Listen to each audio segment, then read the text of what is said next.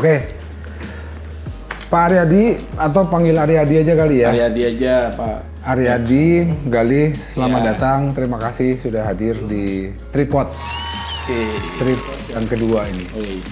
Info aja, tripod yang pertama didengerin di Spotify cuma 2 orang. Satunya yang bikin. Mungkin satunya gua, satunya mungkin Tito. Buat ngepasin suaranya masuk apa enggak? Bener nggak ya? Tapi lumayan di YouTube terakhir tadi dicek 190. Karena itu wajib untuk semua anak MP yang baru harus nonton. Makanya kita invite teman-teman berdua itu supaya naik ke 2.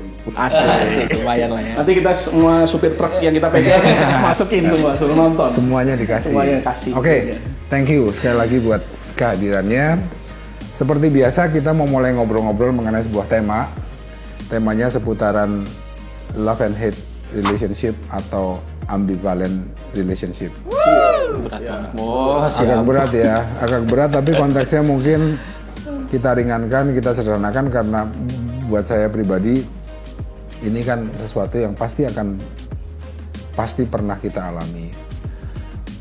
Selama itu adalah relasi antara manusia dan manusia pasti akan ada love and hate. Jangankan manusia dengan manusia dengan Tuhan aja. Manusia dengan Tuhan aja bisa ribut kan? Tuhan aja bisa diajak ribut, salah-salahin, gitu. marah-marahin. Berat.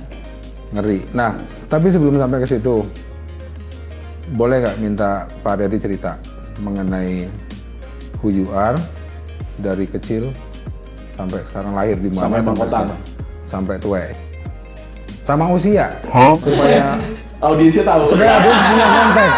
Kalau ketahuan, apakah silent generation atau baby boomers atau apa? Jadi perkenalkan nama saya. Ya, nama lengkap Aryadi Sukamto. Lahir di Bandung. Masih keluarga sama Tanoto Foundation. Hopefully gitu, Pak. Aryadi Sukamto lahir di Bandung. Saya lahir tuh di Bandung. Iya, saya tinggal sampai umur 6 tahun tuh di Bandung, di Cicadas. Cicadas itu daerah paling padat se-Asia Tenggara. Akhirnya keterima di Astra. Ikut seleksi di Astra waktu di Bandung, akhirnya keterima masuk ke GS Baterai. Saya hampir 11 tahun di sana. 11 tahun ya? Iya, itu teman liftingan saya sekarang di Pako. Cahyo, Pak Cahyo, itu teman sampai satu lifting, lebih senior berapa bulan. Dari sana 11 tahun, dari Astra, itu mulai dari MT masuk. Mulai dari MT. MT-nya yang manajemen trainee atau yang MT kosong? Manajemen trainee. Kalau ini nanti ada cerita ya, MT kosong. Jadi itu program pertamanya GS Baterai untuk mengadakan MT. Jumlahnya itu ada 3 angkatan, kurang lebih ada hampir 30-an orang ya, 20 sekian orang lah. Sampai hari ini yang tinggal di situ ada 1 orang yang mungkin sekarang direktur kali itu teman-teman.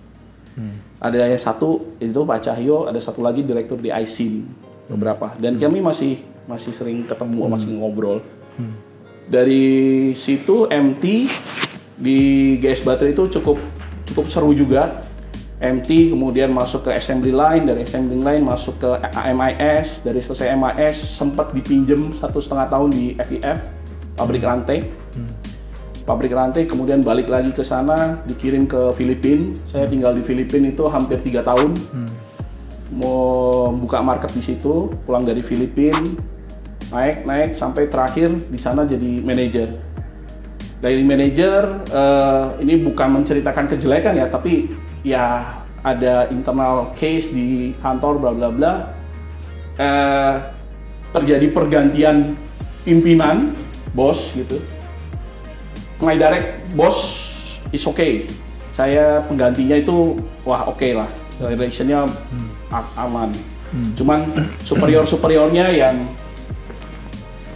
kalau per hari ini saya ditanya sama superior itu, I'm quite happy with him. Kalau nggak gara-gara dia mungkin saya masih stuck di sana.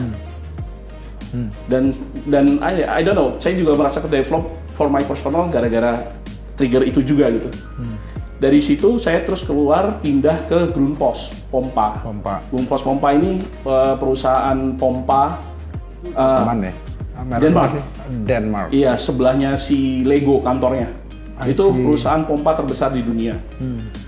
Si Denmark itu. Wah, di situ tiba-tiba yang kalau di GS Baterai itu walaupun manajer sampai GM itu kan nggak punya ruangan. kebuka semua ya, model Jepang gitu. Begitu sampai ke Grundfos modelnya Ruangan bule, sendiri. punya ruangan sendiri, punya meja sendiri. Sekretaris. Wah, sekretaris ada di depan. Wah, I'm quite proud di situ. Nah, saya punya bos itu umurnya mungkin lebih tua tapi nggak terlalu jauh gitu ya. Rada nyebelin. Nyebelin dalam artian gayanya sih ya. Tapi kalau memang pinter, wah oke gitu. I respect with him gitu. Cuman kok kadang-kadang nyebelin gitu. Nyebelinnya tuh hal-hal kecil ya sebetulnya. Kan kalau di GS itu saya udah jadi manajer, saya punya tim ya. Punya tim itu jauh lebih tua dari saya semua. Semua nggak ada yang lebih muda, semua tuh lebih tua gitu. Awal-awal terjadi penolakan. Ya kayak ya biasa lah ya, namanya anak baru pulang dari Filipina dikira sok jago. Akhirnya masuk ke situ bisa sangat diterima. Bahkan sampai hari ini saya masih punya grup dengan beliau-beliaunya itu. Grup WA, masih sering bercandaan di situ. Dan buat saya personal itu, saya pribadi tuh, for me relation is very important until today. Dengan siapapun itu relation buat saya itu penting. Nah, waktu saya pindah ke Grundfos, saya nggak terlalu merasakan saya mendapatkan itu gitu. Mungkin karena budayanya beda ya, perusahaan bule gitu. Jadi si bos ini kalau manggil saya, karena ruangannya sebelahan, main ketok kaca aja. Nggak tahu ya, harusnya sih oke-oke aja gitu. Cuman at that time, Nggak nyaman. I think nggak nyaman gitu loh. Nggak nyaman. Terus ada satu kejadian, saya disuruh bikin marketing plan. Wah, marketing plan dia bawa ke Singapura, dia present segala macam situ dan hasilnya baik. Begitu pulang, even not single word dia Nggak ngomong. bilang terima kasih. Ya, say thank you, oke thank you, tapi ya nggak ceritain kehebohannya gimana gitu. Saya baru tahunya 2-3 hari kemudian waktu, jadi kita modelnya kan matrix, atasan saya orang Itali datang. Wah, amazing bla bla bla, dia muji ke bos saya. Saya baru tahu tuh, karena ternyata seheboh itu. Gitu. Nah, di situ ada apa ya, rasa kok gini amat gitu ya. Padahal waktu pertama kali masuk si Grundfos itu memang sempat grogi juga ya, karena 10 tahun, hampir 11 tahun di GS Battery itu ya taunya Aki, hidup matinya kan di Aki gitu. Tiba-tiba harus ngurusin yang lain tuh kayaknya deg-degan. Semua bahasa Inggris, email dan lain-lain, ngomong komunikasi itu hampir 80% bahasa Inggris. Terus habis itu ke FKT setelah dari Grundfos. Dari Grundfos ke Adaro. Oh, Adaro dulu ya, Iya. baru FKT. Iya kan? Enggak, dari Adaro langsung ke sini. Dari Adaro langsung ke Nipres. Oh, Nipres. Nah, Nipres. terus dari situ Dari Nipres masuk baru balik ke Triputra. Triputra. Oke. Dari Nipres ke Triputra. Jadi total masa kerja berapa tahun? Masa kerja saya mulai kerja itu 2020. 2020. 2020 Wah, tahun 2000. Ya nggak melawan umur, Pak. Berarti udah 24 tahun Iya. jalan. 24 tahun jalan. Oke. Saya berhenti di Iya. situ dulu. Silakan dicicipin. Segala macam. Belum. Honor nanti di depan sana. Oke. Halo. Ada ya? Sekarang tadi kan sempat ngobrol ini Galih nih. Tadi kan kita dengerin cerita, sebenarnya udah nyerempet ke Love and Hate ya. Nanti kita explore lebih dalam. Itu cerita dari seorang profesional yang sudah 24 tahun. Tua ya gua. Nah, sekarang kita Tadi nanya umur kan, Pak? bukan. Oh, nggak usah ya. Kalau umur dia 24. Oh, gitu. Jadi lu udah bekerja sepanjang umurnya dia. Iya, bener. Oke, sekarang kita ke Galih. Tadi ada istilah manajemen trainee dan MT yang kosong Iya, gitu ya. kosong, Coba Lih betul. cerita lebih dalam mengenai who you are. Oke. Saya anak Bekasi asli. Anak Bekasi asli. Abbas ya, anak Bekasi asli. Anak Anak Bekasi asli. Anak Bekasi asli, keluarga Solo. Keluarga dari Solo. Oh, masih sama Pak Jokowi? Wah, Enggak ya? Sama Pak D. Pak D. baju Pak gini Lurah? nih, takut nih. Enggak ya? Iya. Enggak ada ya? Enggak. Jadi ya kalau mendefinisikan diri mungkin keluarga kami ada di ya middle class lah Pak. Middle class 2004 saya masuk SD. Nah, di situ didikan mama juga didikan militer, semi militer gitu Pak. Jadi Disiplin, dalam arti disiplin. iya, pokoknya saya dicekokin dari dulu, kamu cowok, kamu harus pinter, kamu harus bisa sports, kamu harus bisa music. Itu didikan mama dari kecil. Saya masuk uni di ITB waktu itu. Uni di ITB. Jurusan saya teknik perminyakan, Pak, petroleum engineering. Dan ya udah, habis itu lulus masuk ke Triputra Group. Langsung masuk ke Triputra Group. Jadi waktu itu nggak sengaja ketemu Mbak Manda, waktu itu di Unpad, saya ingat di Unpad. Kampus hiring, ketemu Mbak Manda. Nggak tahu juga kenapa Mbak Manda ngobrol cuma berapa menit gitu ya, terus udah habis itu keterima Triputra. Waktunya cepet banget, seminggu. Nah habis itu di Triputra Group, nah ini ceritanya, saya jadi MT-nya kosong gitu ya. Pikir manajemen training. Iya, ternyata kosong. Ternyata MT itu empty, kosong. MT, bukan M ya. Di MT perjalanannya ya ngerasain nyoba kerja di pabrik, habis itu langsung waktu itu di rotate ke company yang baru berdiri, waktu itu TEM baru benar-benar berdiri, baru benar-benar running 2019 ya. So it's 5 years ago. Lu masuk berapa? 2019. 2000 MT-nya. Oh, MT 2019. Early 2019 ya. Mungkin early 2019. Saya masuk ke sini 5 tahunan lah ya. Ya, around 5 years lah. Nah, terus ya udah masuk ke TEM. Waktu itu ketemu Pak Aryadi. Pertama kali Pak Aryadi bilang Pak Aryadi sebel sama saya. Karena rambut saya tuh dulu bener-bener polem. Lu tahu kuning bos, kuning polem. Kangen band tau? Zaman dulu tuh. Kangen band zaman dulu tuh. Ntar biar dia cari. Iya, fotonya waktu MT. Antara Charlie ST12 sama Alek aja kalau inget udah. Charlie ST12 terus Andika Kangen Band ya, antara itulah. Tahu nggak kalau lagi presentasi bisa gini. Dulu pas zaman gue SMP keren banget bos. Mungkin zaman kita dulu lupus kali ya gitu kan, orang rambutnya lupus gini ya. Kalau dipanggil Itu dulu ketemu Pak Aryadi, interview, ya mungkin Pak Aryadi juga terpaksa terima saya gitu ya. Jadi ya udah waktu itu. Ada tekanan dari Manda. Iya, ada tekanan juga. Oh enggak, tekanannya sebenarnya dari Pak Adi. Dari Pak Adi. Lu denger dulu deh, cobain dulu, lu ngobrol dulu deh, lihat dulu anaknya. Kayaknya anaknya oke deh. Iya, memang tampilan penyok-penyok sih. Cuma mesin bagus tuh.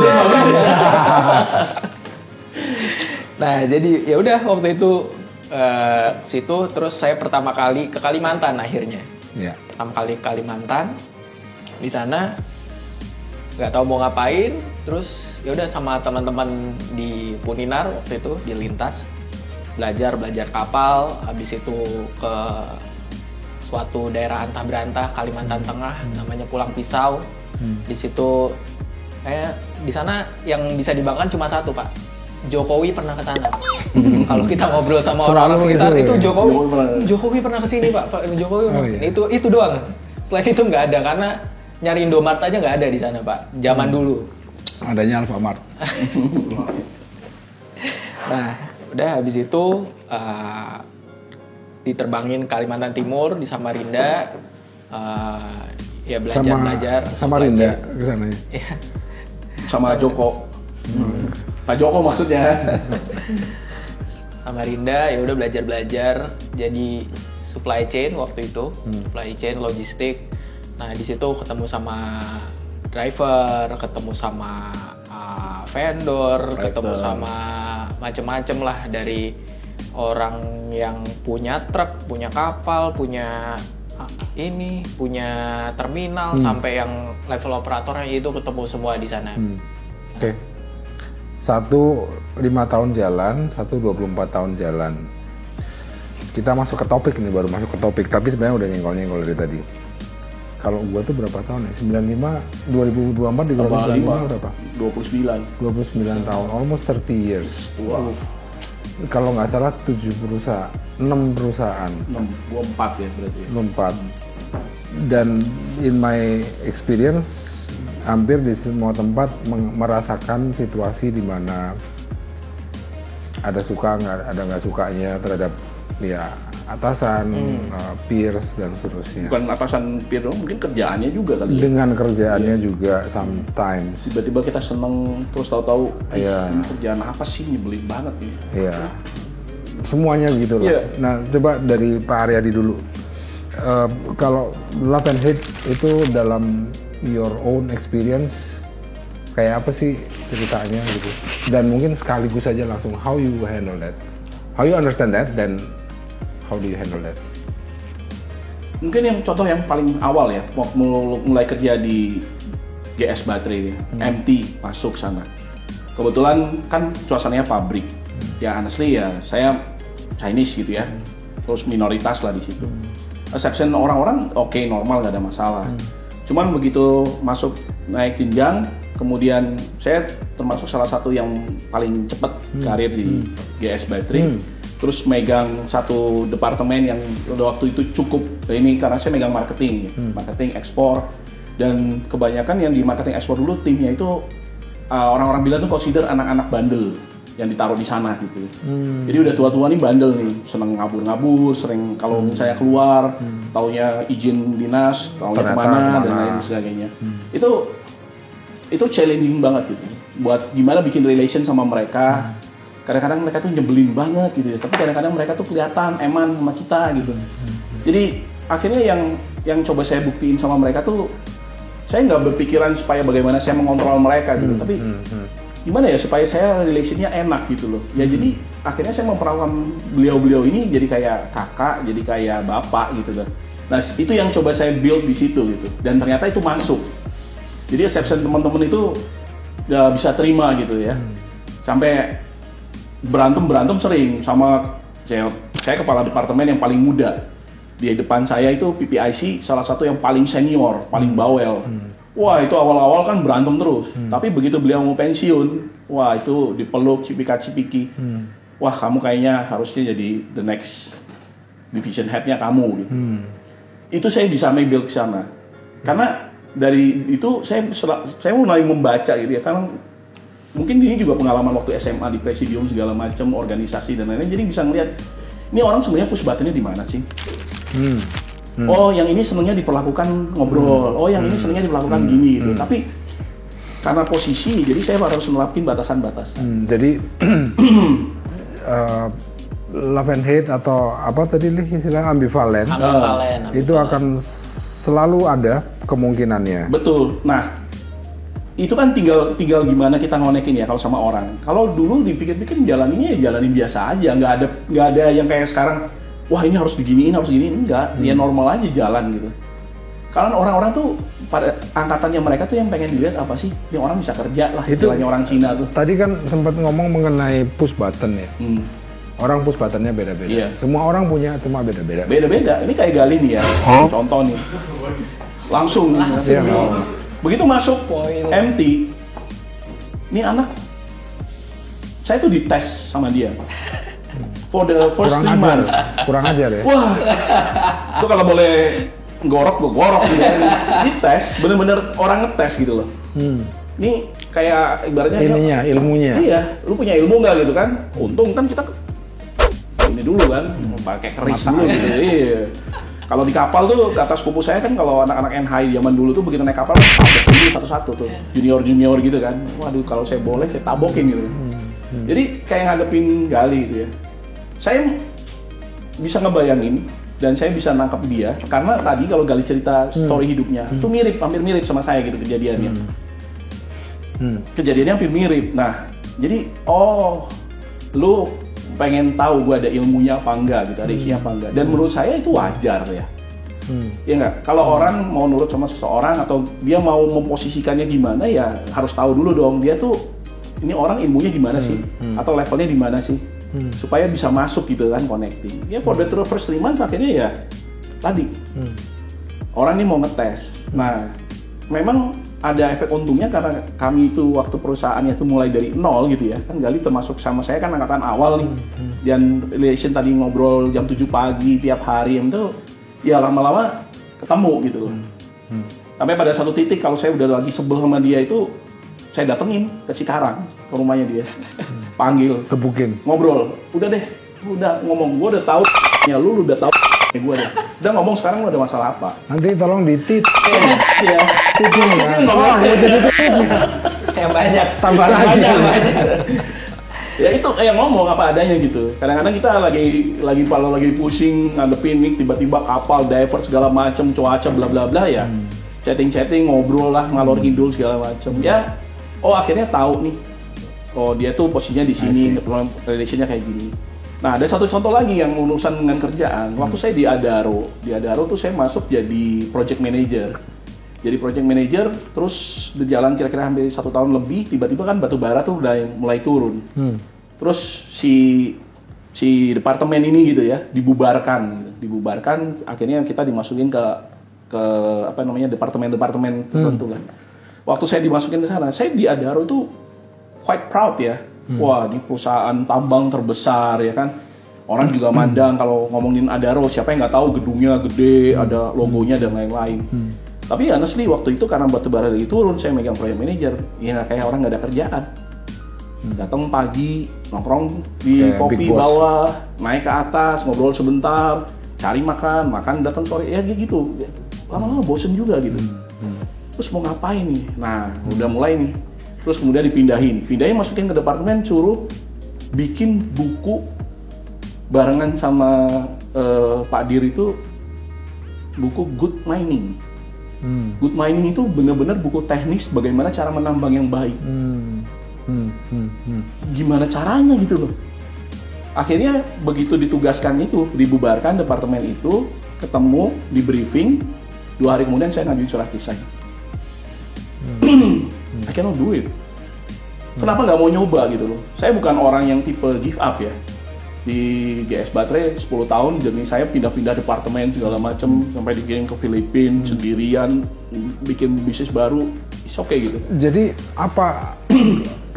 Tadi sebelum kita take kan juga ngobrol sekilas mengenai satu, kita semua sepakat sebenarnya bahwa love and hate relationship itu selalu ada dalam berbagai macam konteks. Betul. Dua, tadi salah satu kuncinya lu udah ngomong gitu bahwa sadar bahwa semua orang punya push button, cuma tinggal cari push button yang semua mana. Orang punya push button dan kita sebenarnya harus tahu push button kita tuh di mana. Ya, jadi nggak know yourself juga gitu loh. Ya. Kalau saya mungkin udah ngelewatin tahap, ya gue udah tahu batas gue tuh di mana gitu. Mau sampai ditendangin, digebukin juga, suruh bikin buku Good Mining, ke miningnya aja gue udah nggak interest gitu loh. Orang dibawa ke tambang hari pertama itu, sesudah dikasih briefing, disuruh ke tambang sama salah satu senior manager di sana, dibawa karena kan dari Jakarta ke Samarinda itu biasanya first flight jam 4 pagi, ke Banjarmasin ya, dari Banjarmasin jalan ke Tanjung, sampai Tanjung itu sekitar jam 9 pagi, langsung dibawa ke tambang, diceritain segala macam. Yang ada saya apa? Ngorok di dalam mobil, di luar panas, dalam ini, nggak ada interest ya sama sekali. Jadi soal passion ya yang berikutnya. Balik lagi ya. Nggak tahu saya bahasanya passion atau apa, tapi I know my limit gitu. Nah pada saya tahu my limit, daripada wasting time akhirnya cuma gerundal udah buat saya. Mending keluar. Ya udah mendingan keluar aja deh. Nah, Gali, menurutmu walaupun baru 5 tahun, tapi tadi kan kalau kita tangkap dari sharingnya Pak Aryadi, itu niscaya akan terjadi. Tetapi sebaiknya kita punya batas. Ya. Fairnya begitu. Karena kalau batas itu tidak disadari juga akhirnya akan we are going nowhere. Ya. Perusahaan maupun kitanya. Nah batasnya apa menurut lu? Kalau dibilang batasnya apa, mungkin bisa beda-beda tiap orang. Depends ya Pak. Kalau buat saya orangnya sampai saat ini masih suka penasaran sama hal-hal baru. Jadi mau dikasih makanan apa, ya udah saya sikat aja. Jadi gitu. as long as masih ada it fulfill your curiosity, itu oke gitu, masih akan diusahakan. It is for me myself. Nah, tapi kalau based on yang saya ketemu sama teman-teman juga yang mungkin sepantaran sama saya juga,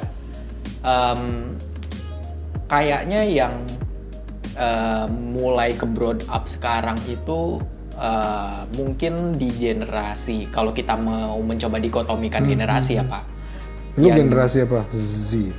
Gen Z berarti Z, ya, Gen Z. Ya mungkin kalau late beliau millennials. kan silent ya. Ya mungkin late millennials sampai Gen Z gitu. Ya kita ngerasa value dari company atau apa yang kita kerjain itu apakah itu berimpact, apakah itu baik untuk diri kita sendiri ataupun ya itu untuk society secara luas, itu kayak menjadi satu konsiderasi juga.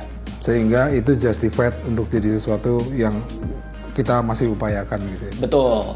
Dan kalau buat saya ngerasa kehadiran bos itu juga krusial sih. Kehadiran bos yang atau leader yang emang bisa saya jadi role model ataupun jadi mungkin thinking partner. Tipe atasan gitu maksud lu ya? Iya betul, thinking partner itu jadi krusial banget. Kenapa? Karena sekarang akses informasi gampang banget Pak, gampang banget.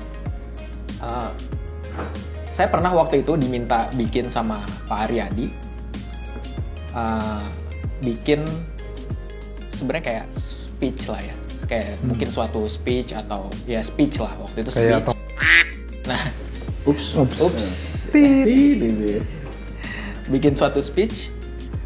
Dulu sebelum eranya ChatGPT, kalau Pak Aryadi mau bikin speech atau bikin apa gitu, itu saya butuh risetnya cukup panjang gitu. Tapi ini sekarang ada ChatGPT, saya tinggal ketik, yang saya pelajari adalah bagaimana saya membuat prompt yang baik gitu.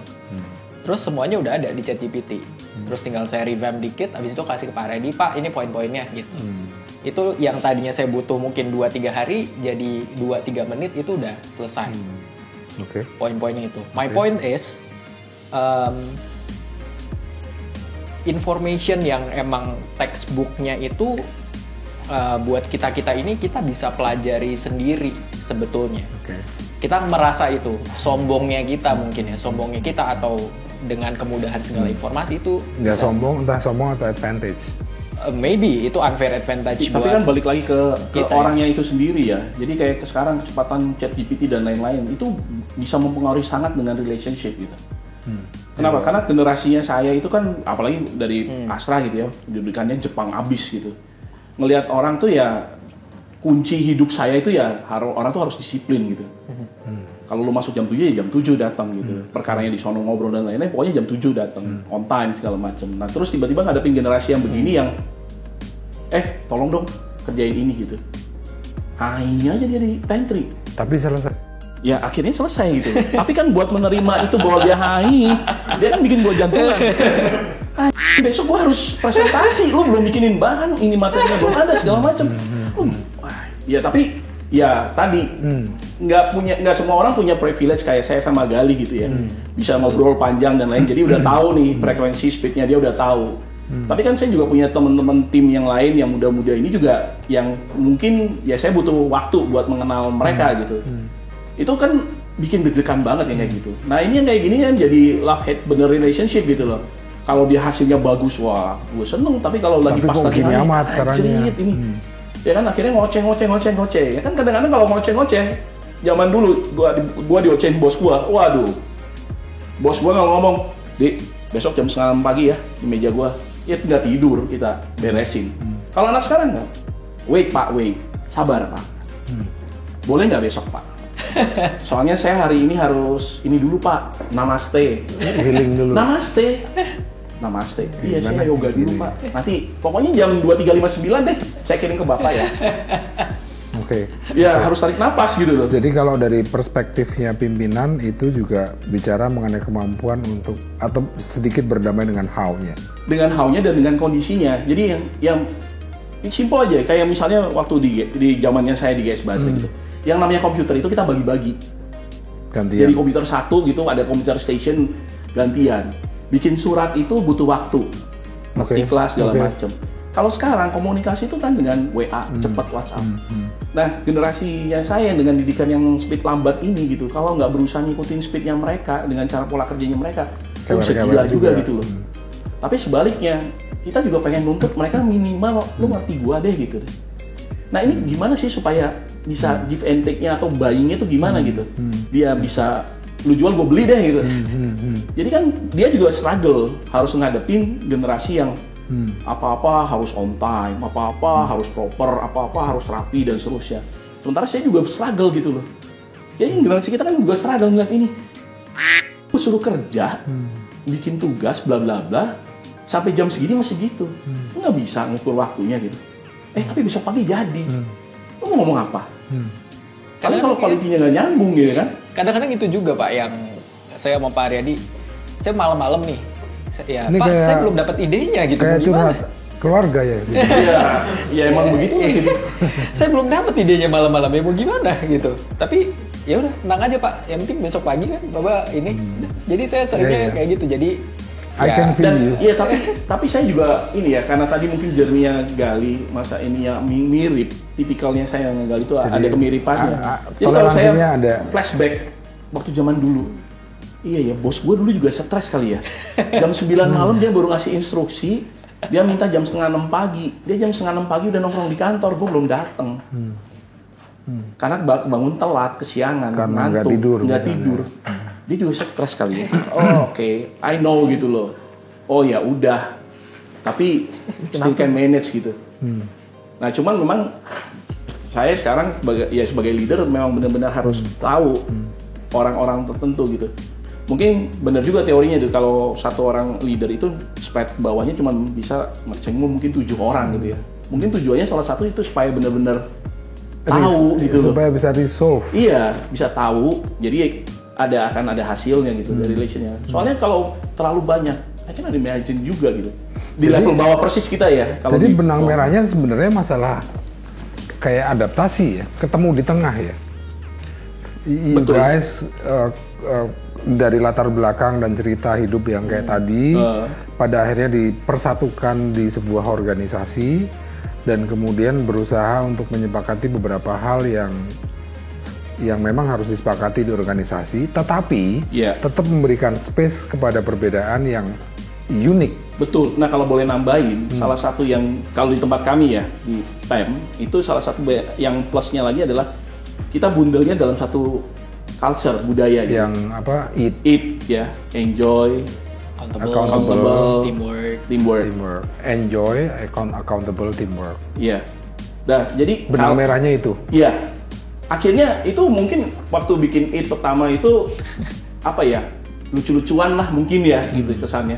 Karena kalian suka makan. Betul. Alasan utama karena suka makan. Jadi kita bikin begini ya kan. Kayak gimana sih bentuk yang namanya accountable, teamwork, enjoy. Mana ada sih kerjaan yang enjoy? Bohong lah, bullshit lah, lu kerjaan enjoy. Ujungnya juga bikin stres ya kan, bikin malah botak gitu. Tapi iya ya, kalau memang kita menyepakati bahwa di kantor itu kita bekerja harus enjoy, ya lu jangan salahin kalau mereka sore-sore karaokean di depan, di pantry gitu. Jangan nyalain kalau siang makan rame-rame, bawa potluck segala macem. Ya itu salah satu bentuk perwujudan enjoy-nya mereka gitu. As long as they are accountable. Betul. Dan surprisingly-nya dengan kita membebaskan itu, membiarkan itu, boleh perform gitu loh. Ya result, at least for the last 4 years ya resultnya ada. Dan teman-teman tuh gila juga nih anak-anak ini. Kalau mereka udah meeting ya hayu. Mau sampai jam 9 malam digeber, mau jam 11 malam ya hayu. Selesaiin, beresin gitu loh. Oke. Tapi bahasanya sekarang bukan, Pak Aryadi malah enggak. Udah lah Pak, jangan ngomel-ngomel gitu loh. Ya akhirnya lebih kayak harus lebih kayak temen gitu. Bahkan sampai level CEO-nya Pak Gun sendiri, ya beliau berusaha adapt gitu loh. Karena pakai anting kan ya Pak Gun? Hidung Pak. Sorry Pak Gun. Nah kalau Gali, ya terhadap rata-rata turnover di sebuah perusahaan, 5 tahun itu udah above average.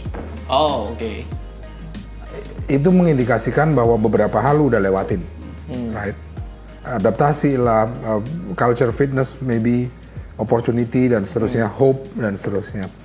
Kira-kira kalau gue minta lu untuk kasih pesan atau kasih tips gitu ke employee at your age mengenai how should we perceive love and hate relationship dan how we cope with that, apa ya?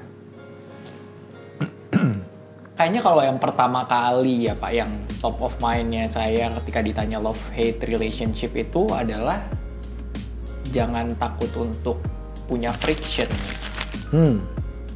Karena ya sepanjang saya ngalamin sama Aryadi, S Atasan, sama peers, sama tim saya, kalau nggak ada friction itu kita jadi nggak ada sesuatu yang kita bisa untuk mengenal lebih jauh ya. Asal menurut saya frictionnya itu punya batasan yang itu sama-sama menuju hal yang positif dan itu tidak melanggar general principle lah, kayak misalnya general principle yang saya maksud kayak SARA dan lain sebagainya. Nah itu udah too much.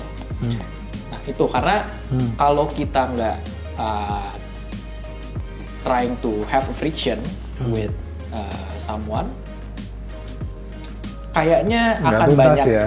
Fakingnya ya, akan banyak fakingnya, akan banyak and we can feel that pada waktu orang nggak tulus, nggak apa adanya kan juga tapi berasa. Mungkin bahasanya agak bukan diperhalus ya, tapi kalau friction itu kan kesannya lu bener-bener ada friksinya dan ini sebenarnya bukan melulu begitu ya, tapi mungkin yang Gali maksud tuh lebih boleh beda pendapat. Mungkin tadi yang kita ngomong forming jadinya menyadari bahwa akan ada masa di mana akan terjadi perbedaan, tetapi arahnya ke arah formingnya gitu ya kira-kira ya. Ya jadi atasan juga kan, I'm not a Superman gitu loh. Ya tadi istilahnya kalau Superman lu celana dalam di gua. Nah, gua celana dalamnya di dalam kan. Makanya itu. Jadi kan bukan Superman kita kan. Kalau mengakui bahwa kayak tadi ya cerita Gali 3 bulan pertama tuh kayak orang ngetes gitu ya. Tapi setelah dapetin ternyata dia bisa mengakui gitu ya. Dia mengakui itu mungkin bukan dari sisi keahlian kemampuan. Ya, karena saya juga di bisnis ini kan baru gitu. Walaupun tidak semua anak muda juga akan ngetes kita dari sisi technical. Betul, setuju. Jadi ujung-ujungnya kalau menurut saya love and relation itu ya harusnya natural aja gitu. Nggak semua orang harus suka terus gitu loh. Yang tadi Gali maksud kan gitu. Nggak semua orang tuh harus setuju terus gitu.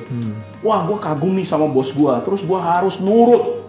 Pokoknya kacamata kuda, gua nurut dia kemana kiri, belok kiri. Tegak lurus. Tegak lurus. Dia kan tokoh panutan gua. Jangan.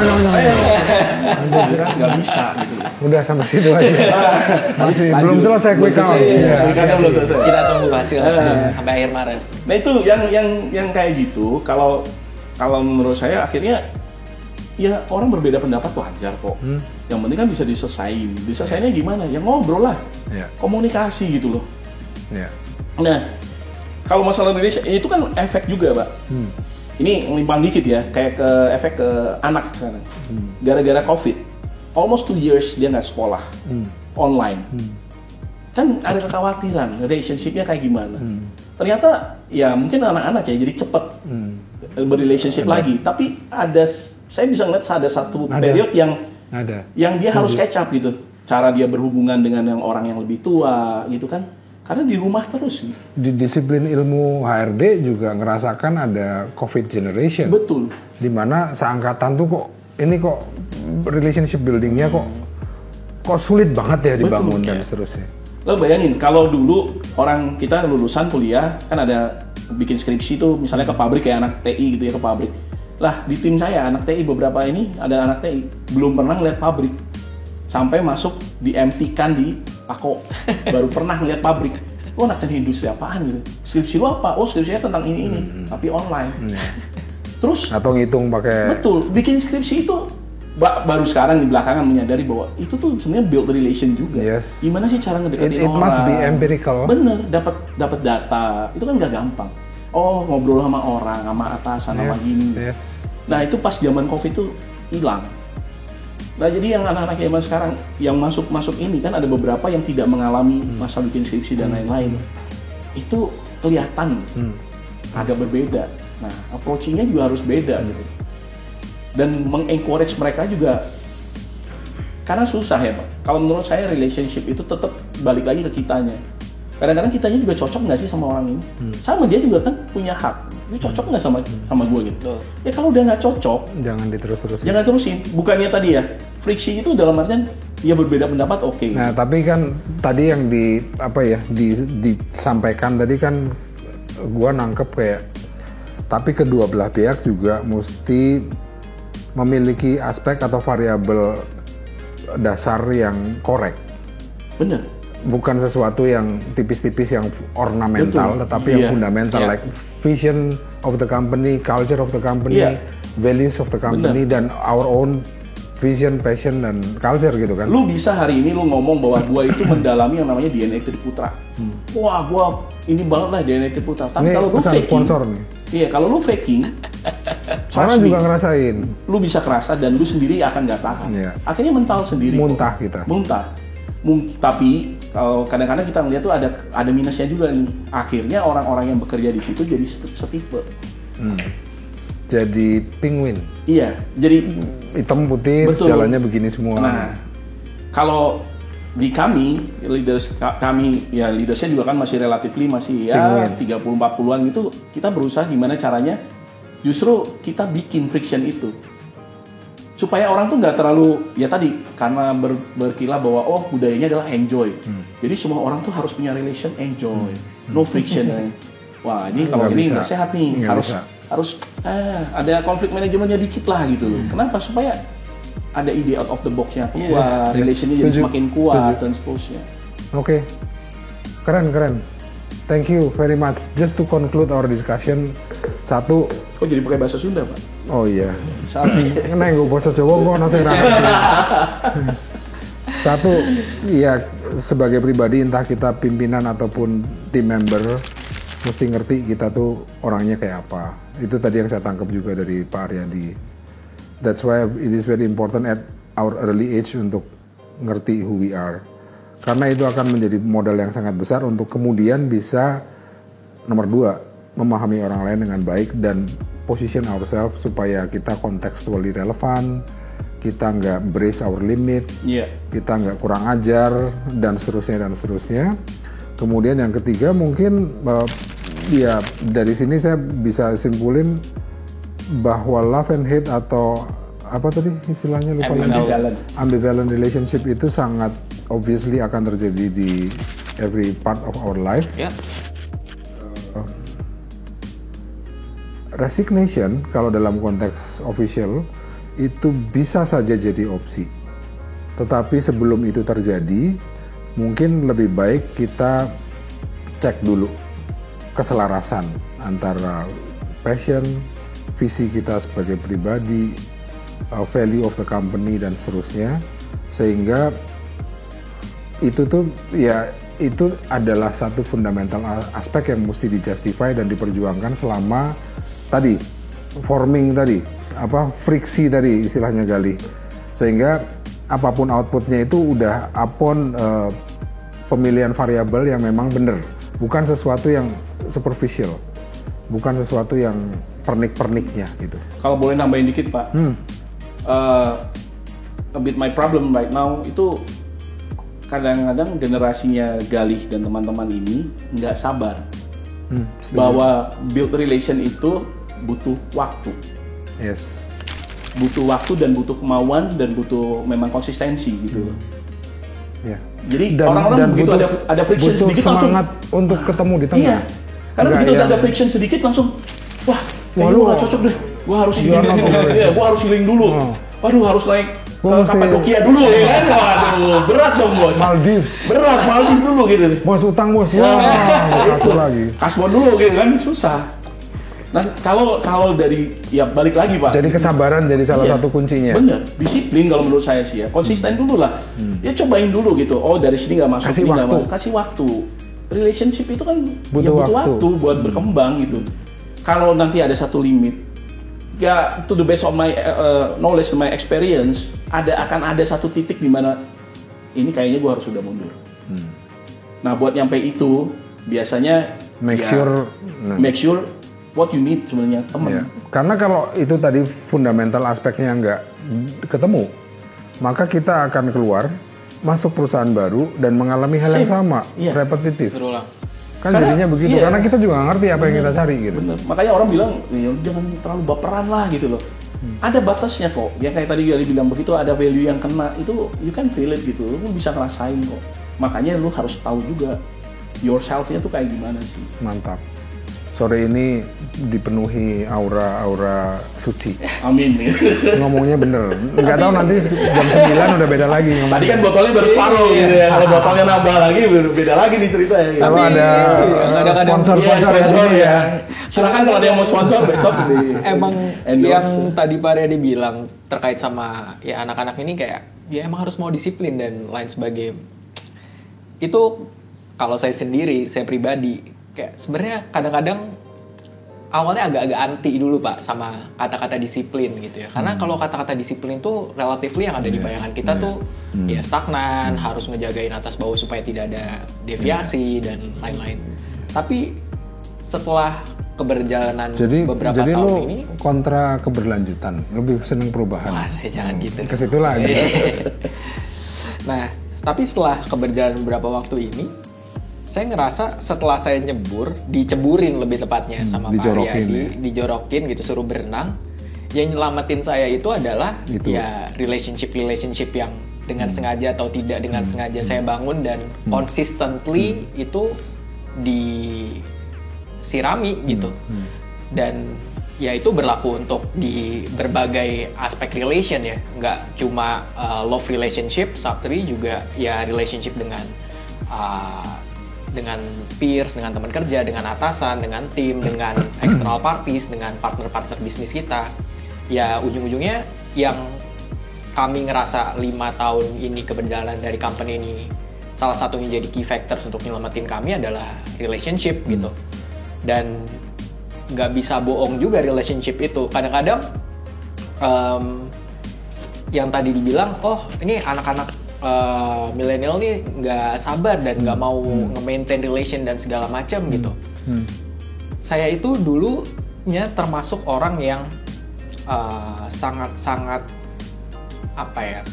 Kalau Pak Riyadi bilang mungkin terlalu, kalau Pak Riyadi tadi cerita, Pak Riyadi selalu maintain relation sama semua orang sampai teman SMP punya grup dan lain sebagainya.